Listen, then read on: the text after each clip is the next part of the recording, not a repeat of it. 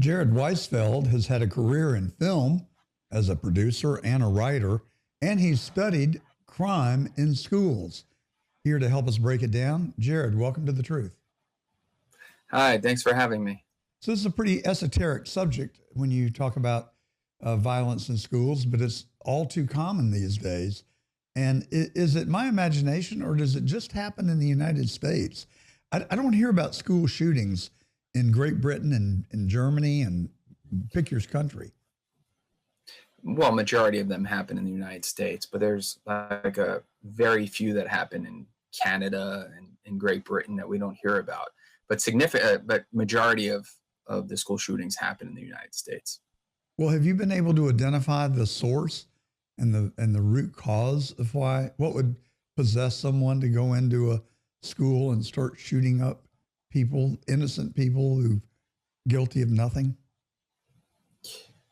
I mean, the complete issue is there's no good parenting at home, right? The fact that parents don't know that their kids basically have Uzis in the basement is mind-boggling to me. So you have that issue, parents not being parents. You have schools that are afraid to punish kids and discipline them. And then simultaneously, you if you notice over the past year or two, right, the typical school shooter isn't that white loner kid anymore that likes to kill his cat. It's morphed into other things, right? So now you have blacks. We had a 6-year-old black school shooter that shot his teacher in the stomach at 6 years old. So it's trending downwards in age as well. And then you have transgender school shooters. You have Spanish school shooters. It's not that loner white kid anymore. And it's a lot of it has to do with social media, the internet. A lot of it now today has to do with ChatGPT and other AI software, like the Florida State University school shooting this year.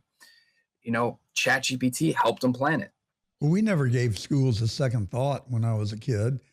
There was just almost, it went without saying that schools were a safe place. You know, people couldn't come in the schools that didn't have business there or were going to school there. But the doors weren't locked. They were wide open, and there were no instances. What has changed from the time that I was a kid and today? I mean, why did social media? What about video games? Would you not point to that as well? Yeah. So when I was growing up, right, I was only allowed to play sports video games on like the Nintendo that had the 2 buttons, right? Now these kids are playing Call of Duty, Grand Theft Auto. They're playing interactive shooting games. Yeah. We had no video games when I was a kid. None. Yeah. And, you know, in those instances, right, there's parental controls. So if a kid is not being monitored by their parents, that's a parental problem. Because the school doesn't know when the child is like playing video games or what kind of violent video games they are playing. And I do agree with you that video games are a problem because kids learn how to shoot through video games. So the question is, I mean, that's a parent issue, right? The school can't monitor if the kid is playing, you know, dangerous video games. That's a parent thing. A lot of this comes down to bad parenting. And like I said, if like my children were in the basement planning something, like I would know about it. Well, I would also add that it sounds like there's an opportunity to do a better job of training teachers for warning signs.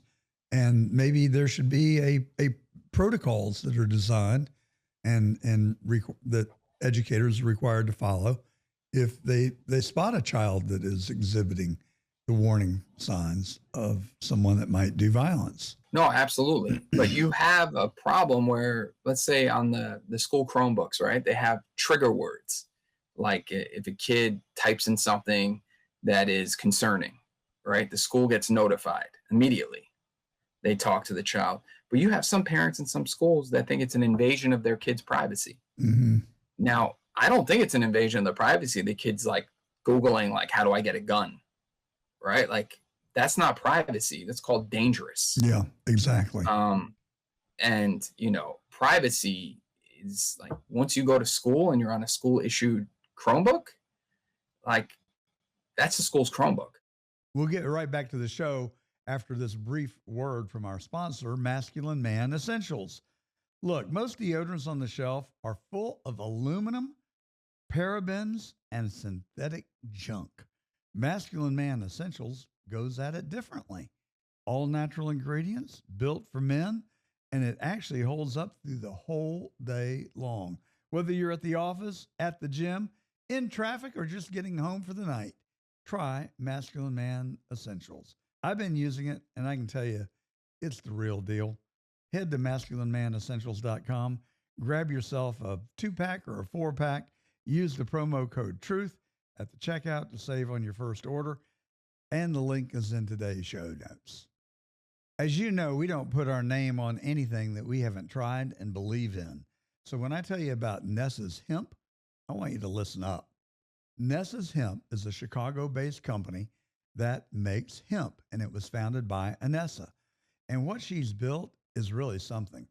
We're talking about clean, high-quality hemp products with no gimmicks, just real ingredients, real transparency, with real results.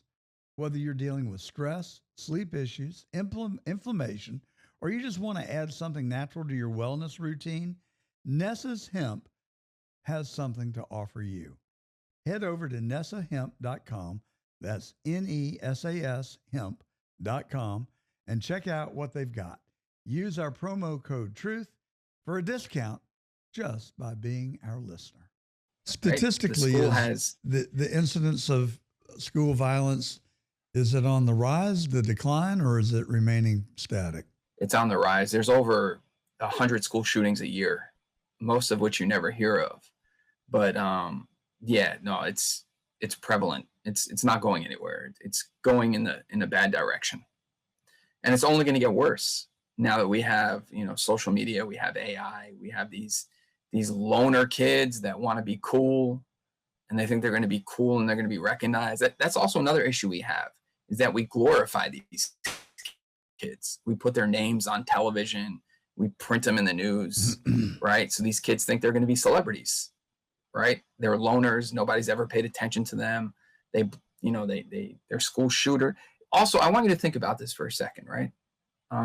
It's simple stuff like if there's a fire drill in the school, right? To me, that's a very dangerous situation because you're taking kids and you're putting them outside. It's open season, right? So there's ways in which, we could protect our kids more. I can't remember the last time there was a school shooting where somebody, pulled the fire alarm, right? It's usually they come in blazing. And by the way, in the last incident where the principal, saved the students, right? My question is, how'd that kid get into school, right? The kid just walked into the school. Nobody's ever talking about that. Hey, how'd the kid get into school? Or the other school shooting where the kid fired into the glass and just walked into school. Now, if you bulletproofed that front door, it's about $400. So for $400, like, nobody's getting through that glass. And that's also a problem as we have is budget-based security, like, doesn't work. You have to do what you need to do in order to protect students. If the schools are locked on the outside, but a kid can get in, a kid can get out from the inside, right? That kid should immediately be suspended if he opens up the door to the outside where somebody can come in, right? There needs to be a serious punishment for that because they could theoretically be letting a school shooter in. Oh yeah, I'm just going to open up the door and go outside, right? Yeah, no, you don't have the right to open up that door because you're putting other kids' lives in jeopardy. And here's another question I have for you, John, right? I want you to think about this for a second.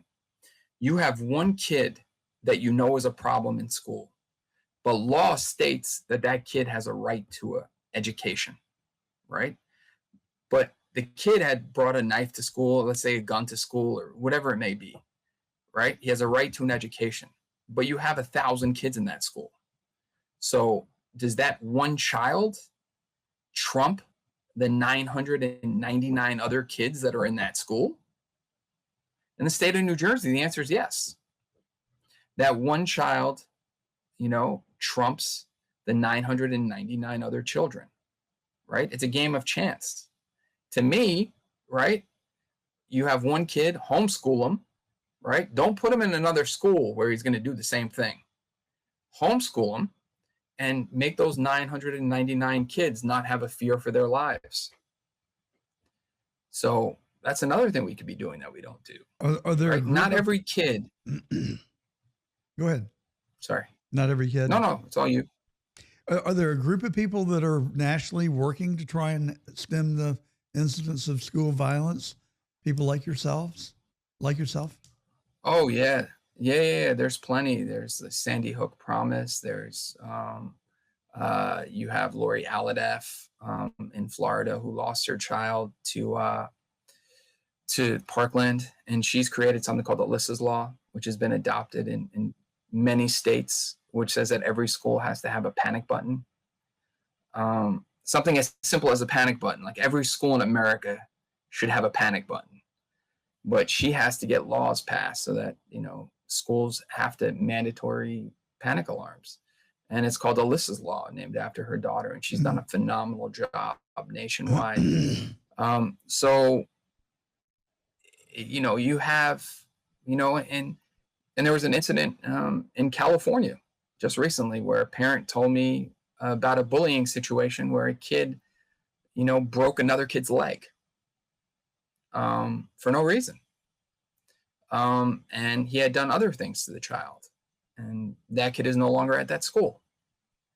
Right. So you have to balance the situation. There are kids that, sure, they do dumb things and they should still be in school, right? Like if a kid gets caught doing, fighting another kid, right? Just a typical teenage fight, right? Like that's not grounds to be removed from school. But if that kid brings a gun to school, that kid's out. Yeah, just up the ante.